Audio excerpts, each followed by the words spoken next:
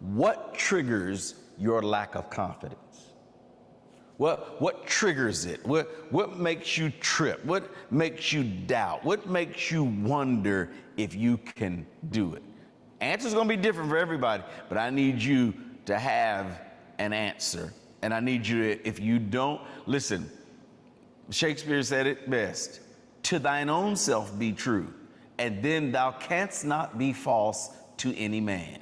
So you need to be true to you. You ain't got to tell everybody, you ain't got to post this, but you gotta be honest with you. What triggers lack of confidence for you? So since you're not ready to talk yet, I'll be the guinea pig. So here's one of the things that triggers my lack of confidence. When I walk in the room and nobody looks like me, and nobody's my age, that oftentimes triggers a lack of confidence. Matter of fact, it is immediately followed with a little touch of imposter syndrome, and I start to wonder, God, did you pick the right person?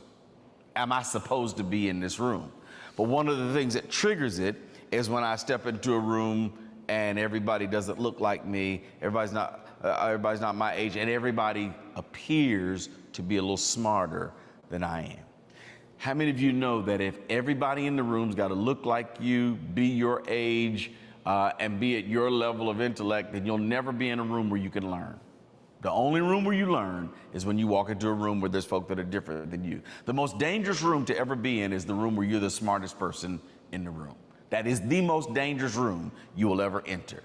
And so if you get a little intimidated when somebody's smarter or may appear to be smarter, because what I learned over my time in Oxford is that everybody who sounds smart is not. And just because you have a British accent, that doesn't necessarily mean that you are highly intellectual. You know, it might sound sexy to us Americans, but doesn't necessarily correlate to intelligence. What I'm learning is that all of us bring something. You got to know what triggers your lack of confidence.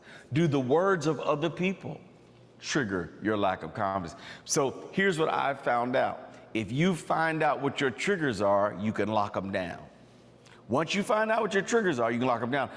Here's the dangerous part about confidence, is when you cannot figure out what the thing that triggers your lack of confidence, then you can't do anything about it.